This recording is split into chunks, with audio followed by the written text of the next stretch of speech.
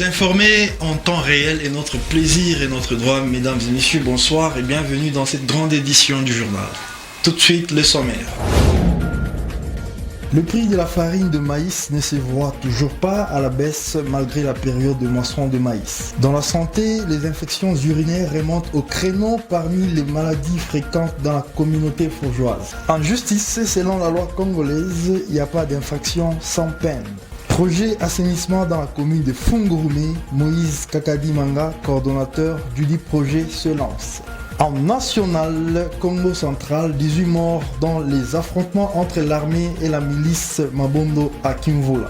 Dans la province de Tanganyika à Kalemi, des kits de la Commission électorale nationale indépendante calcinés dans un incendie. RDC, Zambie, Peter Kazadi clôture la 12e session ordinaire de la Commission mixte de défense et sécurité.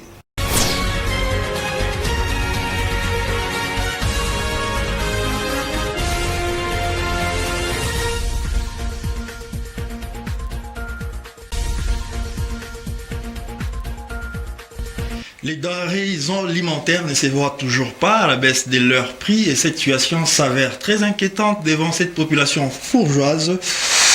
En ce sens qu'elle paye un seau de maïs à 5 000 francs pour le moment, ce même seau qui revenait à 3 000 francs congolais ces périodes-ci, malgré que les opérateurs économiques continuent leur récolte.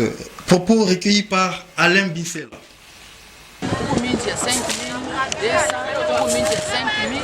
Il y a 2500. Il y a 2500 de l'eau il y a vraiment. Je sais qu'on a fait tout le temps. Je suis 2500. Malaki na yo, malaki kuye tu dois trouver un projet à ça, tu nous chantes 9500. Il y a vert, tu nous chantes 9500.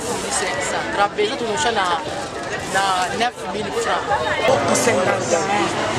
51 mulu, pale tunaweka 5 000 et 55 000, bénéfice ya 4 000.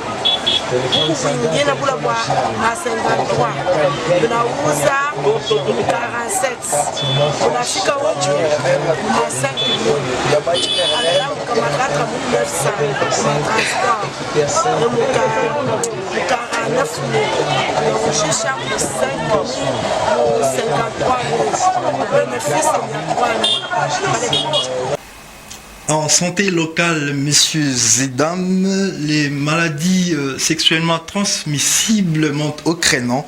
Docteur Trésor, médecin directeur du centre de santé Zoé, cise sur la nationale numéro 139 au bloc Tchombe dans son point de vue sur les infections urinaires qui se remarquent fréquemment dans la communauté fourgeoise, sachant qu'elles sont transmises par plusieurs voies, à l'occurrence la voie sexuelle, corporelle et tant d'autres. Le docteur s'exprime au micro de Alvin Swana. Oui, merci beaucoup pour la question.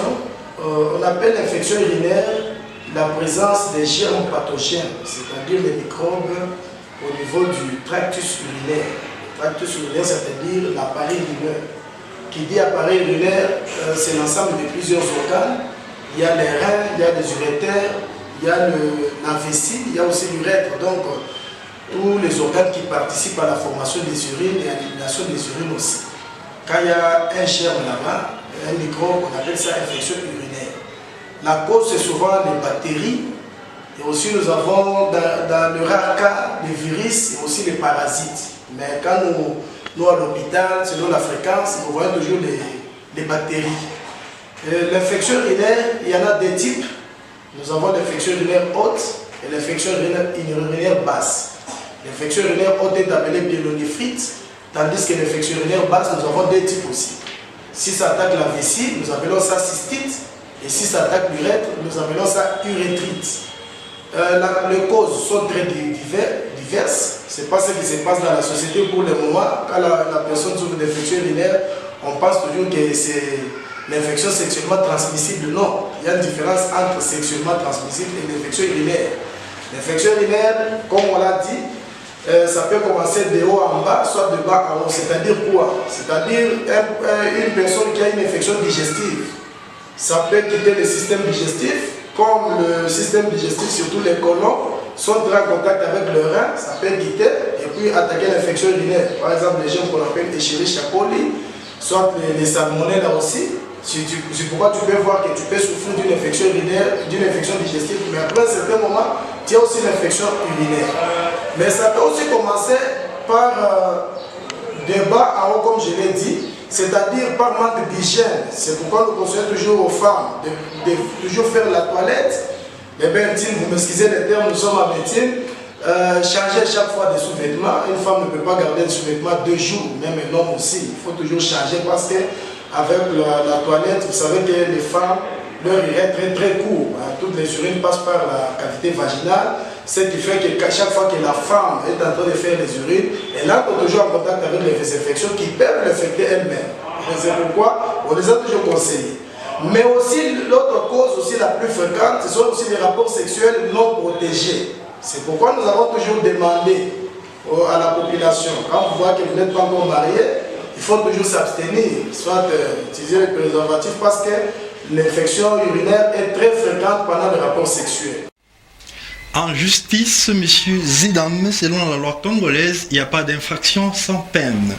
Dans le but de redresser la sécurité et de réduire l'infraction en vol dans la communauté fourgeoise, la RTBA ne s'est pas retenue de faire exprimer le maître Rufin Mungu, avocat attaché au tribunal de grande instance de Kolwezi, qui s'exprime au micro de Esther Bokobo. Merci beaucoup, monsieur le journaliste, pour la question. Par rapport à l'infraction de vol, je dirais d'abord que c'est une infraction prévue dans notre arsenal juridique. Bien évidemment, dans les articles 79 et 80 du Code pénal, livre 2e. Le vol en soi est défini d'abord comme une soustraction frauduleuse d'un bien appartenant à autrui avec intention de s'en approprier. C'est-à-dire, c'est lorsque quelqu'un, vous laissez votre objet, quelqu'un vient le récupérer avec intention de s'approprier de cette chose-là. Cela requiert la réunion de 3 éléments. Il y a l'élément légal, il y a l'élément matériel et il y a aussi l'élément moral pour que l'infraction de vol soit retenue à charge de quelqu'un. D'ailleurs, c'est une question de précision. Pour l'infraction de vol, j'ai bien dit, il y a 3 éléments constitutifs. Il y a l'élément matériel, il y a l'élément légal et l'élément moral. Pour l'élément légal, c'est juste l'assiette de cette infraction. C'est-à-dire, quelle est la loi qui prévoit l'infraction de vol? J'ai bien dit, c'est les articles 79 et 80 du Code pénal. C'est ça l'assiette de la matière, c'est ça l'élément légal. Mais l'élément matériel maintenant, c'est l'acte-là de s'approprier de la chose d'autrui. Vous trouvez quelqu'un qui en flagrance, en train de prendre la chose appartenant à autrui. Là, c'est l'infraction. L'élément matériel est vraiment consommé, l'infraction est tellement consommée, il n'y aura pas et que cette personne puisse échapper à la rigueur de la loi. C'est ça l'élément matériel, c'est l'action là, les corps de l'infraction, le fait de prendre, c'est ça l'élément matériel.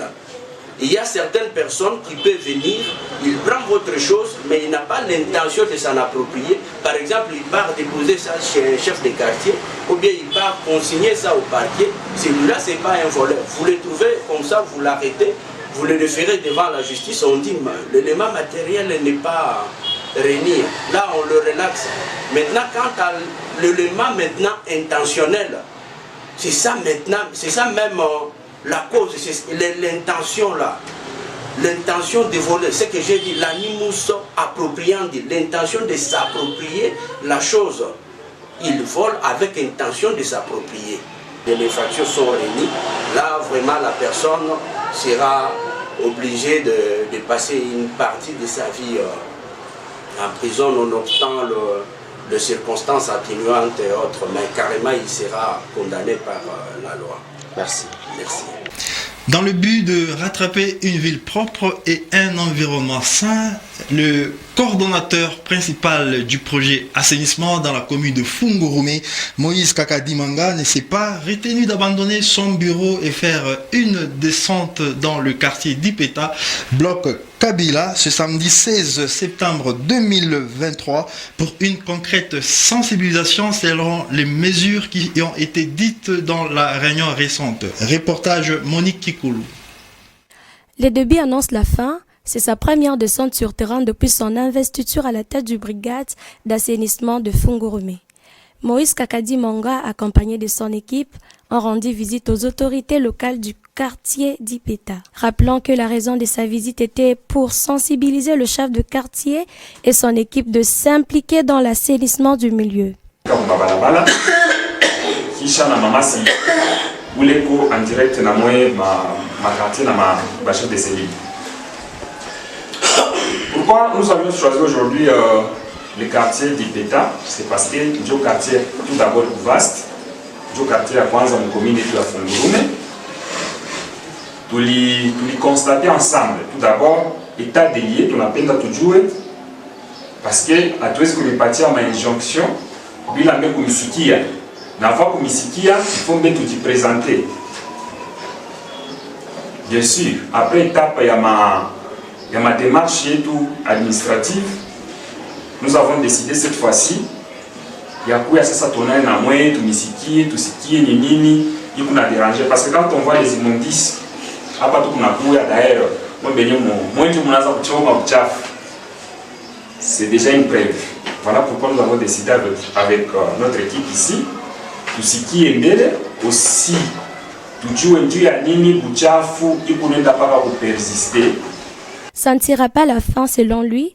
Les autres quartiers restent en rang car assainir le milieu, c'est le devoir civique de tous pour un environnement sain.